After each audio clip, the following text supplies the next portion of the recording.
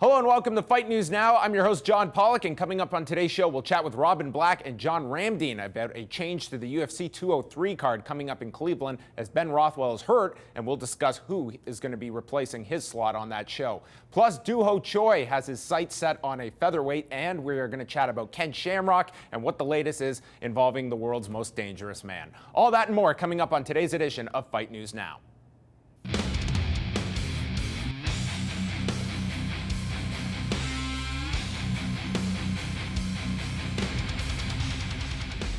I'm here with John Ramdine and Robin Black, and we have a change to the UFC 203 card to discuss. Ben Rothwell is hurt, and in to replace him, Travis Browne, who will now take on Fabricio Werdum. This is a rematch from April of 2014, and of course, Travis Browne we just saw at UFC 200 on the losing end against Cain Velasquez. This time, this matchup, I think they're in very different places than they were in 2014. Since that time, Fabricio Werdum becoming heavyweight champion. And Travis Browne, let's be honest, he's struggled since 2014. So this is a very big possibility for Travis Browne to get right into the thick of things at the heavyweight division. Yeah, there's so many positives and negatives when you look at the heavyweight division. It's like, okay, yeah, Travis Browne kind of on a slump right now, but you look at everybody ranked in the top 10. All of these guys are talented. You could see how most of them could be challenging for the UFC Heavyweight Championship of the world. And this is an opportunity. You get a chance to go in and take on the former UFC heavyweight champion. If you can look spectacular against him, you can leapfrog over a bunch of people and you can kind of erase that loss to Cain Velasquez, which nobody really thinks is a bad thing anyways. It's Cain Velasquez and the guy was throwing spinning kicks in that fight. So there's a huge opportunity for Travis Browne and for Fabricio Werdum because of his former status as the former heavyweight champion. If he can go out and look really good against Travis Browne, people are like, oh, right, Fabricio Werdum. We forgot what type of guy he was because of that performance against Stipe. Ooh, yeah, it's a spooky one, though, because when you're in Vegas, you see in the casinos people are gambling. You watch a gambler sometimes, they put $100 on red, black, 200 on red. You know what I mean? That mentality, that doubling down mentality, that's what he's doing here. And if it comes up red, you've now put $300 on and you got $400. And hey, I won. But if it comes up black again or it comes up green, all of a sudden you're down $300 now. And that's what's happening here. He's got a double down mentality on it. Just get me right back in there, coach. I'll knock this guy out. Give me anyone. Doesn't matter how tough. Doesn't matter if you beat me before. That's a tough mentality. Yes, you have a lot to gain, but you have a lot to lose if you lose it. What about the idea, again, of just being a prize fighter? Yeah, the goal is, sure, if I have my opportunity to fight for a UFC championship, I'll do that. But look at the Sharks in the top 10 of the division. You might win, you might lose. The goal, of course, for anybody if you're competing in the sport is to get the victories, but you're not always going to do that against the top fighters in the world. And if Travis Browne is approaching it as, you know what, I'm here to entertain the fans. I'm 6'7", I'm here to showcase my skills. Then when people leave the venue, they say, hey, I know the guy lost, but he put on a hell of a show. Yeah. You know, we look at that often, and there's certain fighters who see that, but doesn't that kind of also feel like the default some guys don't care about the title, they really don't, right, until they hear you might make a lot more money, and then they're, yeah, that might be cool. But then it's also a default that happens after you're no longer in the running. So you don't necessarily choose it as it chooses you. You want to win this fight. You want to win the next fight. You want to be the guy fighting on a main event for a UFC heavyweight title and the points on the pay-per-view. You want that.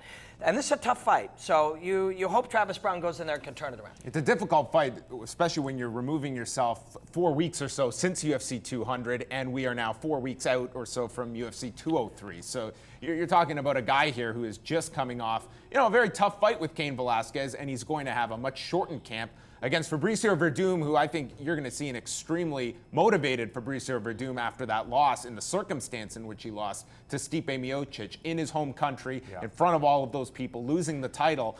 This is definitely a fight for Fabricio Werdum to keep his name in that same mix. Yeah, no, I agree, and you have an opportunity here. And when I was talking about Travis Browne, you have to kind of look at his history because his history is of exciting fights. Remember, this is a guy that stopped Alistair Overeem, who's now fighting for the UFC Heavyweight Championship of the World, managed to stop Josh Barnett with those huge elbows. You get kicked in the head by Cain Velasquez, who's arguably probably the best heavyweight of the last 5 years, maybe the last decade. You look at his story in mixed martial arts, it's one of, okay, yeah, this guy's an action fighter. We always want to see him.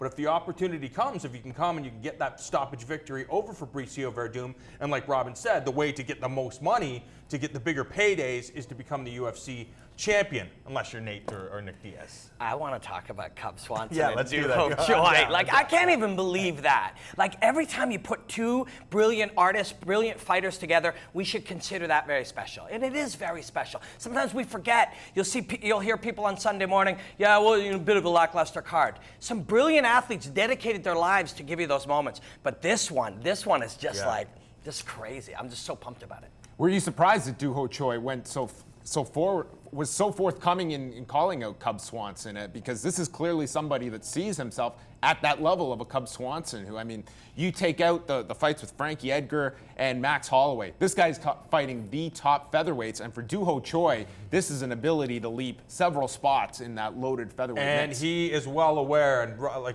Robin and I have had a chance to call his fights before he came into the UFC, and you just saw what he was made of. You saw his confidence, you saw his abilities, you saw his mobility, and then it's like, okay, well, how will these fighters, how will they look when they get to the top organization in the world, being the UFC? Because we've called other fighters that when they make it to the UFC, they can't perform like the way that they did on the smaller circuit.